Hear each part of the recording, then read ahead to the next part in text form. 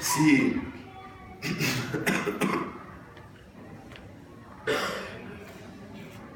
Si os acordáis, llevamos ya 10 semanas con Romanos.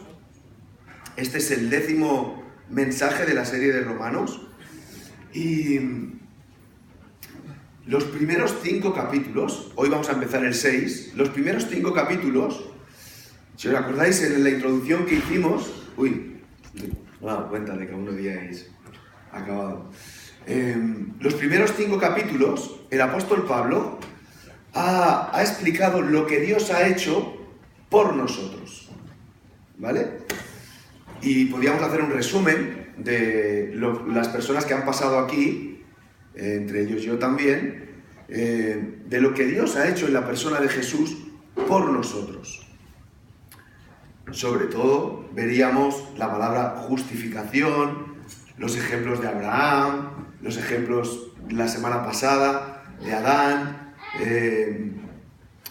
con su proyección en la persona de Jesús, el nuevo Adán, etcétera, etcétera, ¿no? Vemos cómo lo que Dios ha logrado para nosotros. Y los capítulos del 6 al 8, hoy empezamos, es lo que Dios ha hecho en nosotros. Es lo que Jesús hace por el Espíritu Santo en nosotros. Es decir, los cambios que tú y yo como cristiano, como seguidor de Jesús, experimentas. En sí, el apóstol Pablo, sabéis que ha estado hablando de la gracia, de la justicia, de la fe, y entonces aquí sale una pregunta que igual muchos de nosotros nos podríamos hacer. Dice, ¿cómo vamos a concluir? ¿Cómo vamos a acabar esto? ¿Podemos seguir pecando? ¿Somos personas que han aceptado a Jesús? Pues vive la vida que quieras. ¿Cómo vamos a concluir? Dice el versículo 1 del capítulo 6. Y empieza igual el versículo 15 del mismo capítulo. Dice, ¿entonces qué? ¿Cómo concluimos? ¿Cómo acabamos? ¿Cómo cerramos esta historia? ¿Vamos a pecar porque no estamos bajo la ley sino bajo la gracia? Y el apóstol Pablo dice, de ninguna manera. ¿Acaso no sabéis que cuando os entregáis a alguien, versículo 16, para obedecerlo sois esclavos de a quien obedecéis?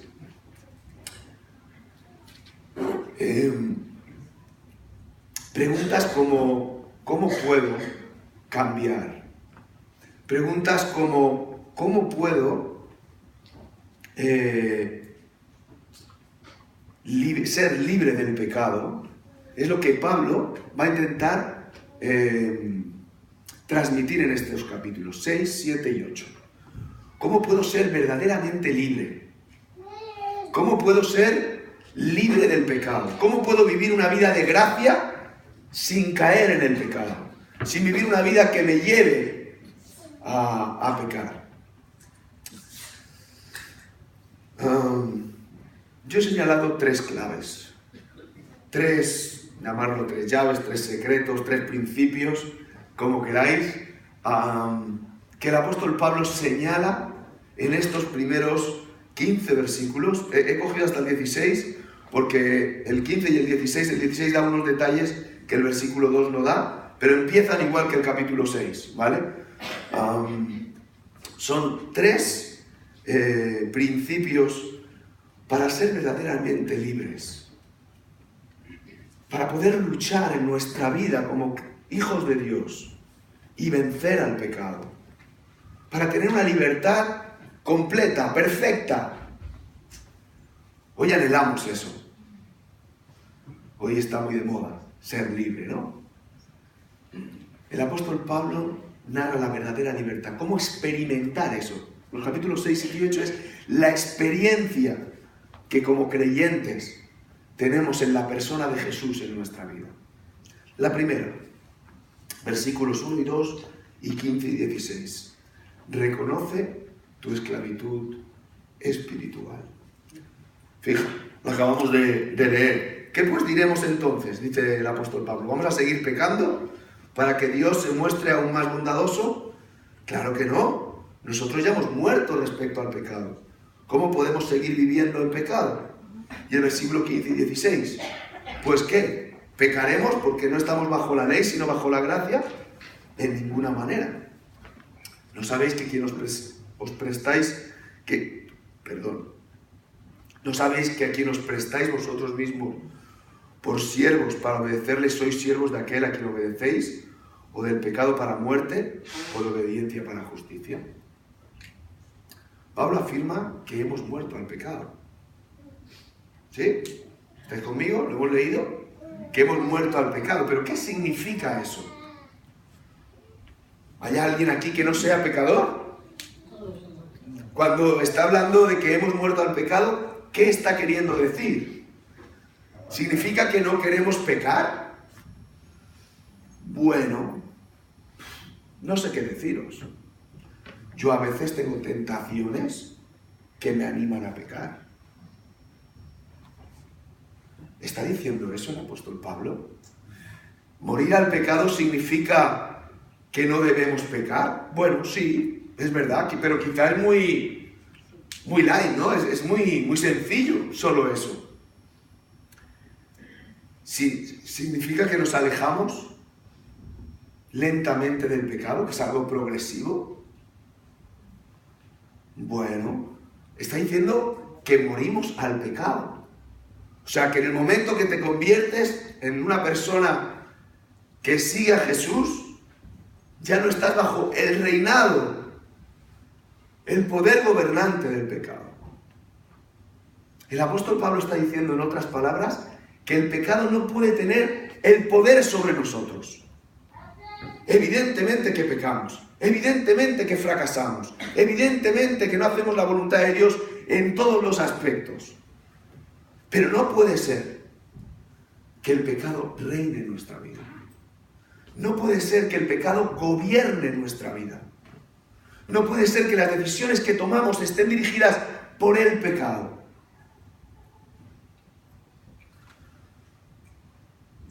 Y dirás, ¿qué tiene que ver eso con reconocer tu esclavitud espiritual? Fijaos lo que dice el versículo 16. ¿Acaso no sabéis que cuando os entregáis a alguien para obedecerlo, sois esclavos de aquel a quien obedecéis? Claro que lo sois, ya sea del pecado que lleva a la muerte o de la obediencia que lleva a la justicia. ¿Qué está diciendo el apóstol Pablo aquí? Está concluyendo de que en verdad estamos luchando con el pecado, pero al final está diciendo que o adoramos a Dios o estamos adorando a otro Dios. He puesto, ¿le puedes dar, por favor? Bueno, o haces a Dios Dios o haces que otra cosa sea tu Dios. Porque lo que está diciendo aquí en el versículo 16 es que os entregáis a alguien para obedecerlo o sois esclavos de a quien obedecéis. O sea, a alguien estamos adorando, a alguien nos convertimos en maestro espiritual de nuestra vida. Y si queremos ser verdaderamente libres, tenemos que reconocer a quién estamos adorando.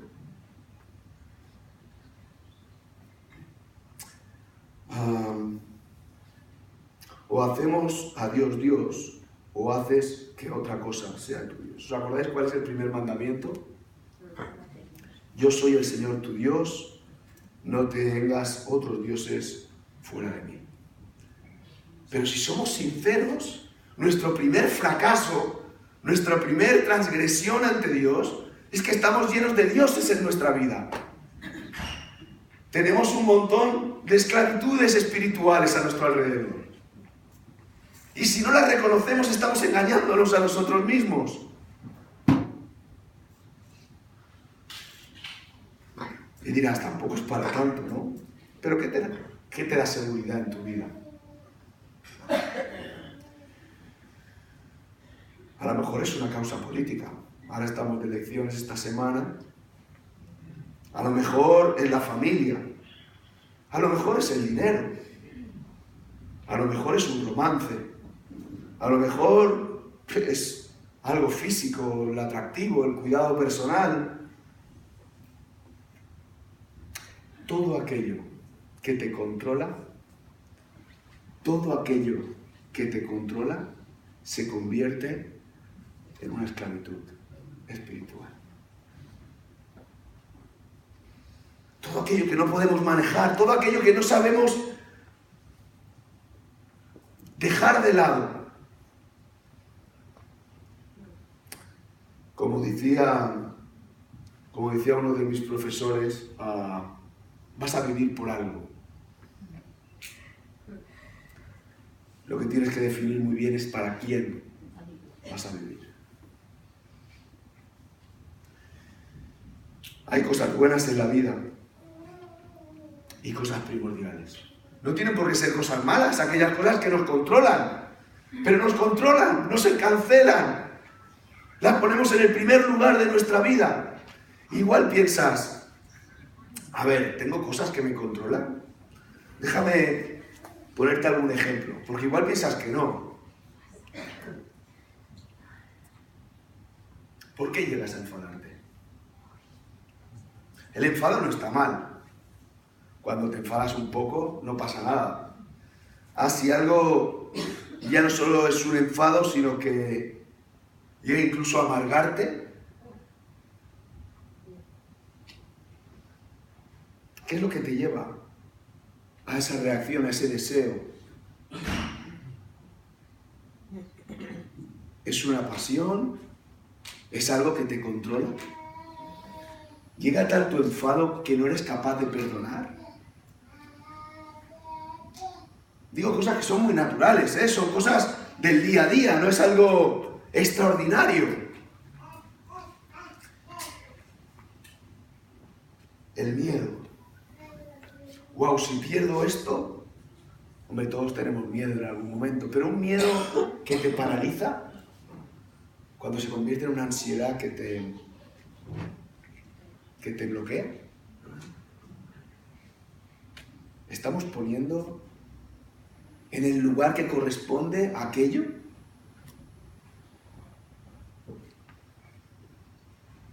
Enfado, miedo, pienso en otra. Tristeza. Todos podemos estar tristes. Y no pasa nada. Incluso cuando hay cosas que sufrimos, lloramos. No pasa nada. ¿A que no nos permita superarlo?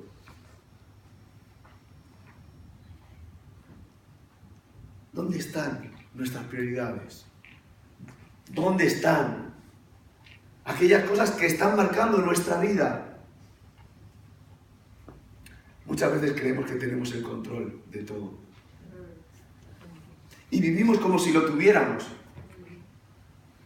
Pero déjame decirte que no lo tienes. La Biblia lo dice, claro. El control no está en tus manos ni en las mías. Debemos reconocer cuáles son nuestros maestros espirituales. ¿Para quién estamos viviendo? ¿Para quién estamos? Uno de mis profesores, de los cuales leo mucho, él dice que sabrás muy bien cuál es tu maestro cuando sepas dónde estás gastando tu dinero. ¿Dónde estás poniendo tu dinero? ¿Sabes dónde estoy llegando? Si estás invirtiendo mucho en deporte, pues ahí tienes un maestro. Si estás invirtiendo mucho en educación, ¿y está mal el deporte? No. ¿Está mal la educación? No. Como eso domine tu vida, cuidado. Cuidado. Cuidado, porque nos hacemos un mal entre nosotros. ¿A quién estamos sirviendo? Si queremos vencer el pecado, necesitamos reconocer nuestra esclavitud espiritual.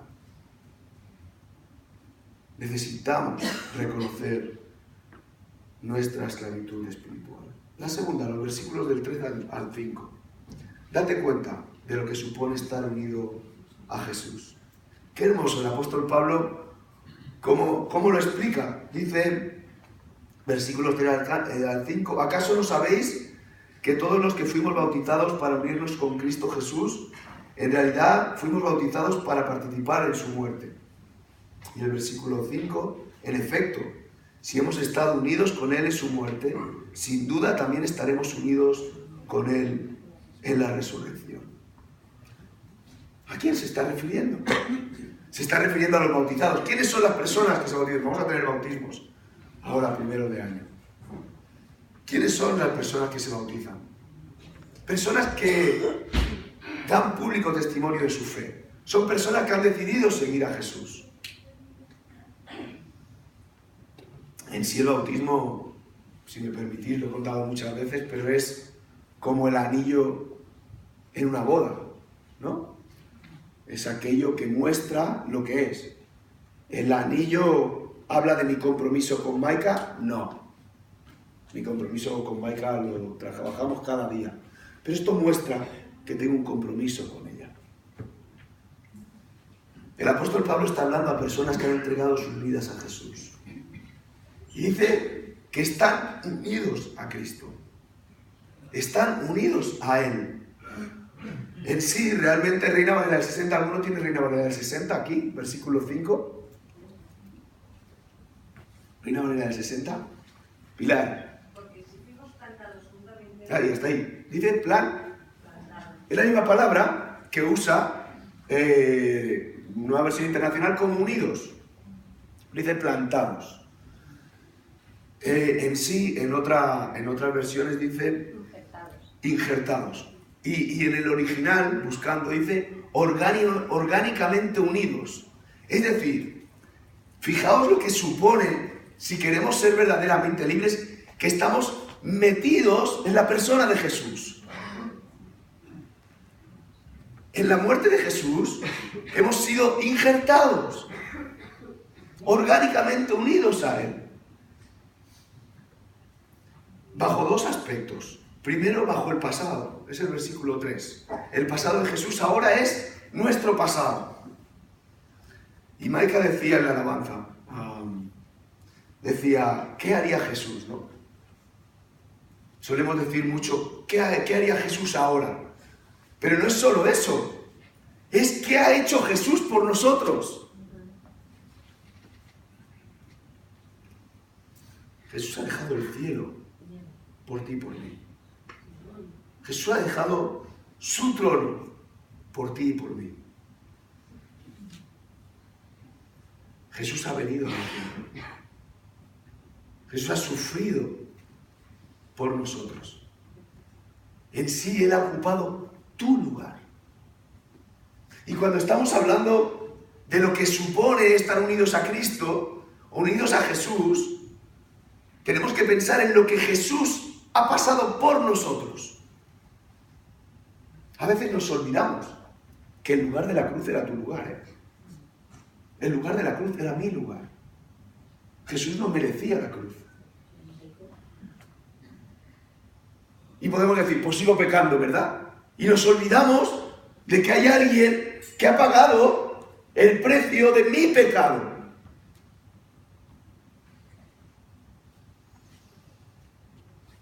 El pasado de Jesús ahora es nuestro pasado.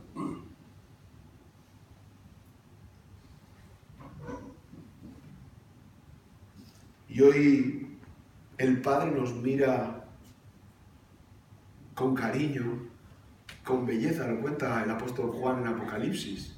Lo cuenta el apóstol Pablo en sus cartas. El Padre mira a sus hijos y ve la belleza de sus hijos. ¿Por quién? Por Cristo. Es por lo que Jesús ha hecho por nosotros. Por donde Jesús ha estado. En sí es determinante en mi relación con Dios. Ya no es mi pasado, sino mi pasado en Cristo.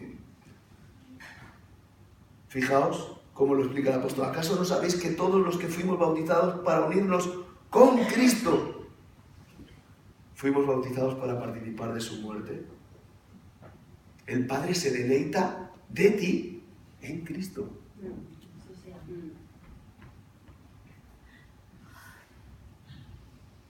El Padre nos ve libres en Cristo. Nos ve libre de nuestra condena, de nuestra culpa, como si hubieras muerto en la cruz. Y a veces nos olvidamos de eso. A veces lo damos por hecho.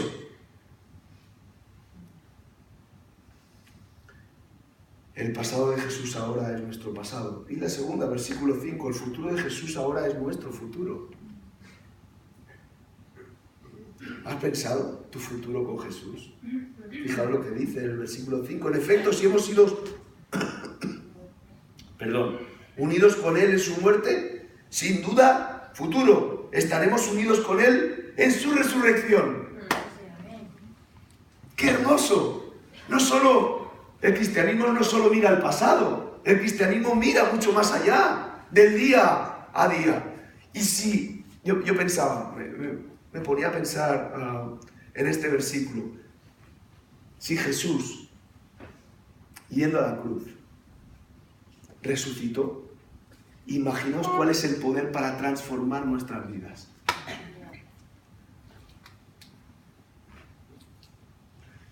Nuestra resurrección.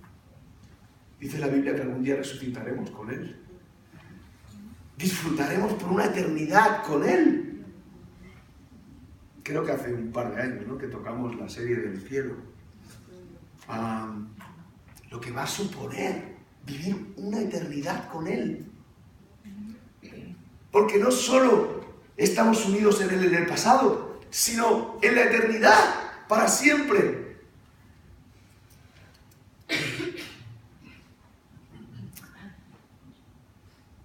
No habrá dolor, no habrá tristeza. ¿Y aquí qué? Lo que os decía, si has sido capaz de resucitar, imaginaos cuánto poder tiene para transformar cada detalle de aquí. ¿Somos conscientes de lo que supone estar unidos a Jesús? Claro que podemos vivir en una sociedad luchando con el pecado. Claro, por supuesto, unidos a Jesús, reconociendo nuestra esclavitud espiritual, pero unidos a Jesús, viendo lo que ha hecho por nosotros y lo que espera en el futuro. Pero, ¿sabes? A veces veo que nuestras expectativas son tan pequeñitas. ¿Qué esperan cuando decides seguir a Jesús? Que tenga paz mi corazón.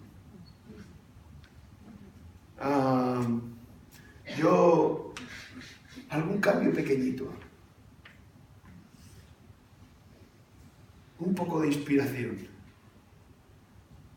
¿Y sabéis? Todos estaréis conmigo de que aquellos testimonios en los que hemos visto vidas tremendamente cambiadas, decimos amén, eso es lo que me hubiera gustado experimentar a mí, pero es lo que Dios hace a través de Jesús, en medio de nosotros, y lo que Jesús puede hacer. Leía una historia de C.S. Lewis acerca de lo que Jesús puede hacer, el poder de Jesús puede hacer a través de nosotros. Y decía, imagínate una casa y le decimos a Jesús que nos transforme y esperamos que nos cambie las tuberías, la cerradura, 4 cosas. Y hasta ahí todo bien porque entra dentro del pack de seguir a Jesús. Bueno, yo lo adapto lo de C.S. Lewis pero más o menos decía eso. Pero de repente te das cuenta de que empiezan a derribarse paredes, de que empiezan a construirse alas en esa casa. Y dices, ¿pero qué está haciendo? Y decía C.S. Lewis, es que el que viene a gobernar en tu casa es el Dios Todopoderoso. Es estar unidos a Jesús. En el pasado y en el futuro, si le dejamos trabajar, convertirá el más débil de nosotros, el más sucio, en la persona más deslumbrante, en la persona más radiante que hayamos podido imaginar. Quítate cualquier objetivo bajo en tu vida como creyente. Quítate cualquier objetivo, deja que Él trabaje, únete a Él. Así sea, amén. Y deja que Él trabaje en tu vida. Y el último punto. Voy a aguantar un poquito, ya queda nada, ¿Estás sufriendo mucho? 12:20, va, ahí media acaba. Vive diariamente tu nueva identidad. Dice, versículo 6, sabemos que nuestra vieja naturaleza fue crucificada con Él, para que nuestro cuerpo pecaminoso perdiera su poder, de modo que ya no siguiéramos siendo esclavos del pecado, porque el que muere queda liberado del pecado. Está hablando del viejo ser, de la nueva naturaleza y de la vieja naturaleza. Y dice, sabemos, o sea, tenemos la certeza de lo que supone seguir a Jesús. Sabemos que hay cosas que hay que dejar de lado. Significa tu vida, tus acciones, tus decisiones. Al final, una nueva identidad. Significa dejarnos guiar por Él, pero eso no sucede automáticamente. Fija lo que dice el versículo 11. De la misma manera, también nosotros, considerados muertos al pecado, pero vivos para Dios. O sea, si no tuviéramos que luchar con el pecado, no diría esto el apóstol Pablo. Así que es un proceso. Estás vivo para Dios, pero debes de tratar con el pecado. Debes de luchar con el pecado y vivir para Dios. Tienes que recordar constantemente quién eres. Fijaos lo que dice el versículo 12. Por lo tanto, no permitáis que el pecado reine en vuestro cuerpo mortal, ni obedezcáis a vuestros malos deseos.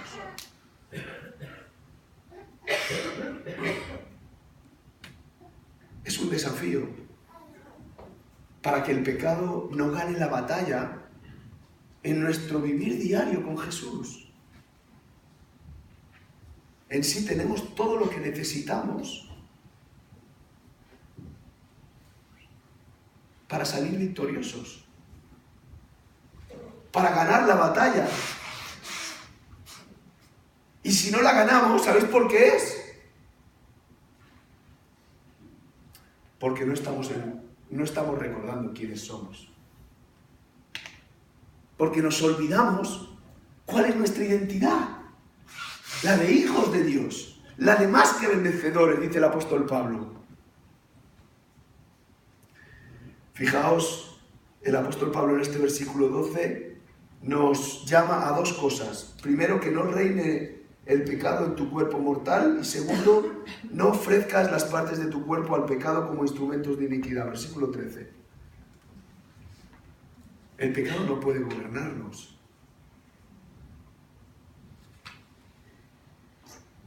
Es verdad que vivimos en una batalla, pero no puede ganarla el pecado en medio de nosotros. ¿Cómo sabemos si el pecado está ganando la batalla con nosotros? ¿Estás siendo más tolerante con el pecado? Pregúntatelo. Lo que antes lo tenías clarísimo, ahora dices, ¿tampoco es para tanto? Pensaba, hay pecados en los cuales me he vuelto más tolerante.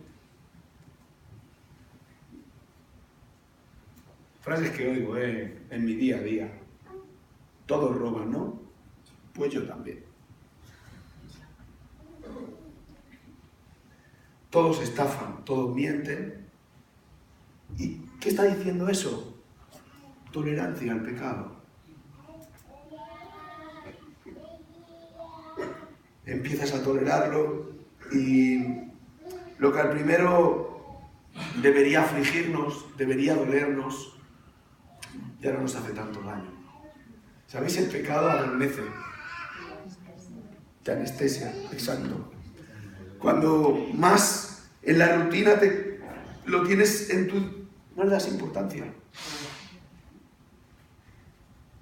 El apóstol Pablo nos reta a que el pecado no reine en medio de nosotros. Dice, lo primero, cuando lo empezamos a tolerar, y luego cuando no progresamos en eso. Cuando caemos siempre en el mismo error. Uno es un mentiroso y siempre es un mentiroso. No es que yo soy así, eso es mentira. La primera. Es que es mi carácter. Mentira.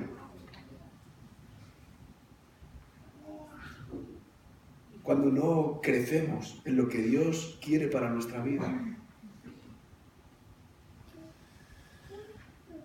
Cuando no cedemos al pecado y permanecemos ahí permanentemente. Y el pecado progresa. Estamos haciendo lo que el apóstol Pablo dice en el versículo 13. Ofrecemos las partes de nuestro cuerpo al pecado como instrumentos de maldad. Es una lucha. Pablo no está diciendo que los cristianos no pueden cometer actos de pecado, pero Pablo está diciendo que no podemos permitir que el pecado reine en nuestra vida. Creo que es un ejemplo de Lutero que dice que no podemos impedir que un ave se cague en nuestra cabeza, pero sí podemos impedir que haga un nido en nuestra cabeza. Que sirva el ejemplo para nuestra lucha con el pecado. Y fijaos en el versículo 13, porque Pablo, igual que dice dos cosas negativas, dice dos cosas que debemos hacer. La primera, ofreceos a Dios. Ofreceos a Dios para vivir con y para agradarle. Y ofrece las partes de tu cuerpo a Él como instrumentos de justicia. Un desafío. Un desafío. El vivir diariamente con nuestra identidad, sabiendo quiénes somos. Déjame acabar con tres preguntas. ¿Cómo funciona todo esto que hemos hablado? En mi día a día, ¿cómo funciona mi lucha con el pecado, el sentirme verdaderamente libre? Justo tuvimos a José de Segovia el viernes y fue curioso escucharle porque nos hablaba de uno de los primeros padres de la iglesia, de San Agustín.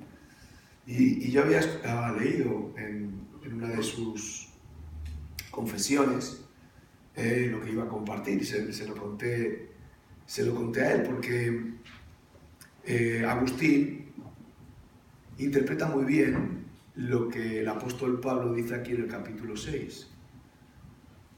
Y cuenta la historia, la cuenta él en uno de sus libros, porque él era un mujeriego, era una persona que le gustaban las mujeres y tenía muchos amantes. Y una de las veces que sale después de haber conocido a Jesús, una de las amantes se la encuentra en la calle y le dice, hola Agustín. Y él le dice, hola. Y sigue recto, ¿no? Sigue sin... En otra ocasión se hubieran ido y se hubieran quedado un tiempo juntos y toda la noche, ¿no?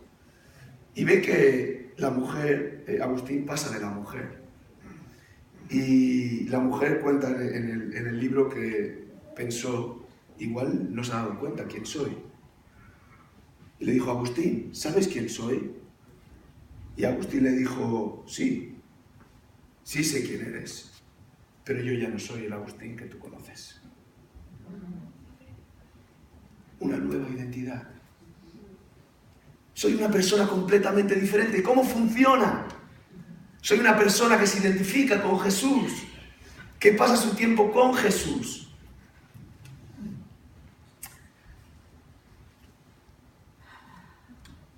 ¿Se consigue esto rápido?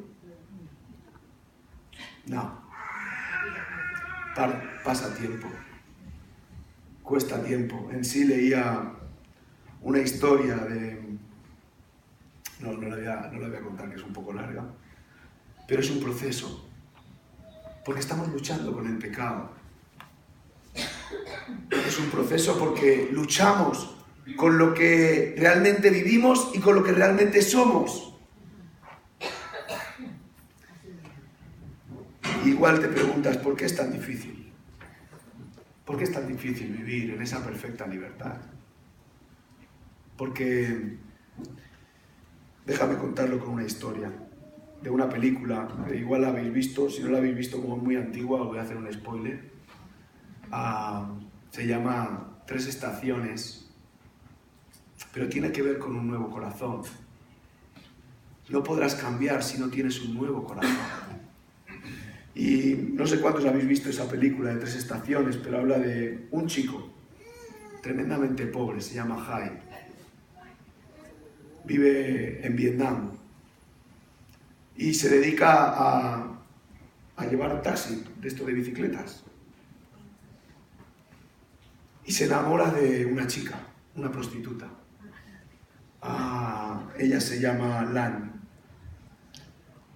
Se enamora hasta tal extremo que todo su sueño es poder conquistar a Lan.